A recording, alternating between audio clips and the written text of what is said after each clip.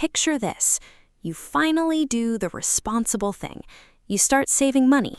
Every single month, a little bit moves into your savings account. $100 here, $200 there. And it feels good. It feels like the version of yourself that your parents always hoped you would become. Disciplined, responsible, financially mature. Then, one ordinary Tuesday, you open your banking app for no particular reason, and you notice something that stops you mid-scroll.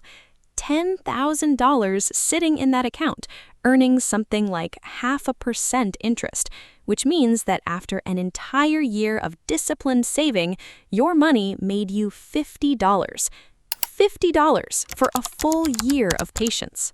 And around that same time, you keep hearing people talk about something else entirely: investing, index funds, compound growth, the stock market.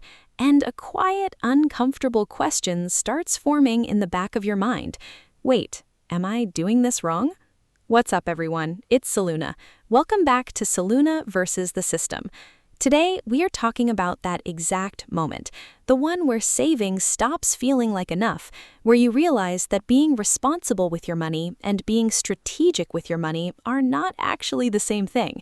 We are breaking down the real step-by-step path from saving into investing, without the overwhelm, without the risk of putting your security on the line, and without the jargon that makes this whole topic feel more complicated than it actually needs to be. Let's get into it. Here is something that might sound a little uncomfortable at first. Saving money alone will almost never make you wealthy. I want to be clear about what I mean by that, because saving is genuinely important, and nothing in this video is telling you to stop. But saving is not the final goal. It is the first stage. Savings protect your money. Investments grow your money, and those are two completely different jobs, doing two completely different things for your future.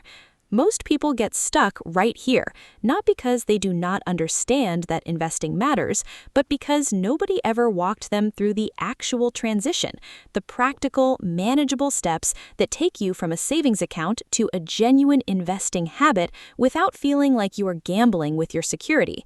That gap is what we're closing today. Let me start with the math, because the numbers make this conversation feel real in a way that abstract advice never does. Imagine you save $10,000 in a typical savings account, earning 1% interest. After 1 year, you have $10,100. Modest, but safe. Now compare that to investing. Historically, the S&P 500, essentially a basket of the 500 largest companies in America, has returned about 10% per year on average over long periods. If that same $10,000 earned 10% annually, after 1 year, you would have $11,000. That gap might not feel dramatic yet, but here's what most people never see clearly until someone draws it out for them. The real magic is compounding over time. After 20 years, savings at 1% grows to roughly $67,000. Investing at 10% grows to roughly $70,000. Same starting amount, completely different outcome, not because one person worked harder, but because one form of money was protected and the other was put to work. And here's the insight that changes how people think about wealth entirely. The biggest wealth gap is not usually between people who save and people who spend carelessly. It's between people who save and people who invest. So, why does this gap exist if the math is this clear? The honest answer is not math at all, it's psychology. Saving feels safe. Investing feels risky. When your money sits in a savings account, you can see it. It doesn't fluctuate. It doesn't drop 5% on a random Tuesday afternoon. Investments move, sometimes up, sometimes down, and that emotional volatility is exactly what scares people away from a strategy that, over the long run, actually serves them far better. If you're thinking right now, okay, but I genuinely don't want to lose my savings, that instinct is completely fair, and it's exactly why this transition should happen in stages, not all at once. Here's the realization that changes everything. Investing is not a single leap, it is a sequence, and once you see it as a sequence, the anxiety around it drops dramatically. Step 1 is building a real emergency fund. Before you invest a single dollar, you want 3 to 6 months of living expenses sitting in cash. This money is not for investing, it is not for opportunities, it exists for the unexpected. Job loss, medical emergencies, the car that suddenly needs a new transmission. Here's what most people never realize. The biggest reason people panic sell investments during a downturn is that they needed the money sooner than they planned. An emergency fund is not separate from your investing strategy.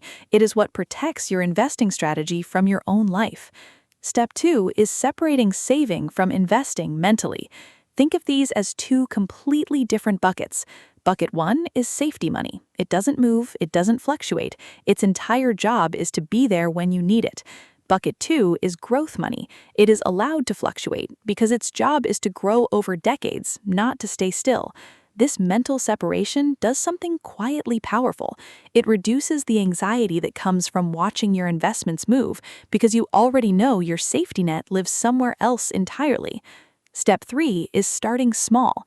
A lot of beginners assume investing requires thousands of dollars to even begin. It does not. Many platforms today let you start with $50 or $100. The goal at the beginning is not massive returns.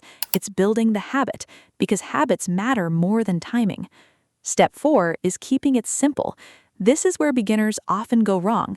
They jump straight into complicated strategies, day trading, options, speculative crypto bets, chasing excitement instead of growth.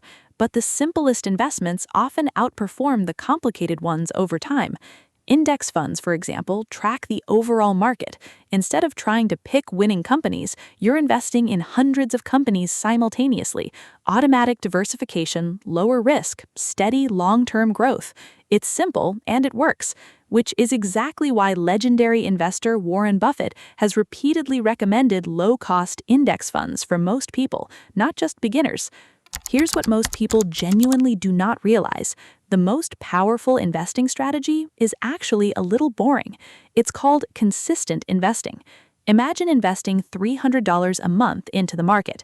If it averages 8% annually, after 25 years, you would have roughly $285,000. And here's the part that tends to stop people in their tracks. You would have only contributed $90,000 of that yourself. The remaining $195,000 comes entirely from growth, compounding working quietly, consistently in your favor the entire time. But psychology still matters here. Investing feels uncomfortable at first. Markets drop, headlines get dramatic, people panic, and this is exactly where discipline separates investors from gamblers. I want to give you an analogy that I think captures this perfectly. Saving money is like storing seeds in a jar. You're protecting them, but nothing is growing. Investing is like planting those same seeds in soil. At first, it looks messy. You don't see results immediately, but over time, something grows that is far bigger than the original seeds ever were on their own. You might be thinking, okay, but what happens if I start investing and the market crashes? That's a genuinely good question, and here's the key insight that experienced investors hold on to. Market crashes are normal. They have happened dozens of times throughout history, and the market has recovered every single time. Long-term investors actually benefit from downturns because when markets drop, your monthly contributions buy more shares at lower prices, which often leads to stronger returns when markets eventually recover. This is exactly why experienced investors stay calm during volatility. They're thinking in decades, not days. Let me bring this all together into something you can actually use. First, build your 3 to 6 month emergency fund before anything else. Let it sit in cash, untouched as your foundation. Second, mentally separate your money into safety money and growth money. This single shift reduces a tremendous amount of anxiety around watching your investments fluctuate.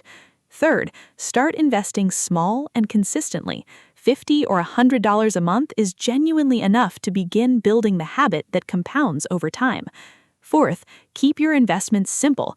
A low-cost index fund is not the boring choice. It's the strategy that has consistently outperformed complicated speculation for most people most of the time. And fifth, stay disciplined and let time do the work.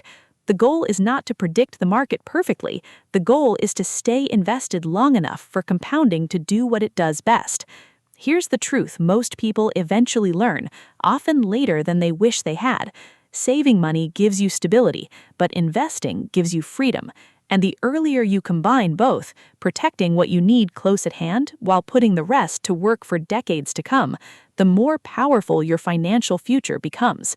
You don't need to make this leap all at once. You don't need to feel completely confident before you begin. You just need to take the next small step. Build the emergency fund, open the account, set the small automatic contribution, and let consistency do the rest. Progress beats perfection here too, and the version of you checking your banking app 5 years from now is going to be deeply grateful for the version of you who started small, started simple, and just started.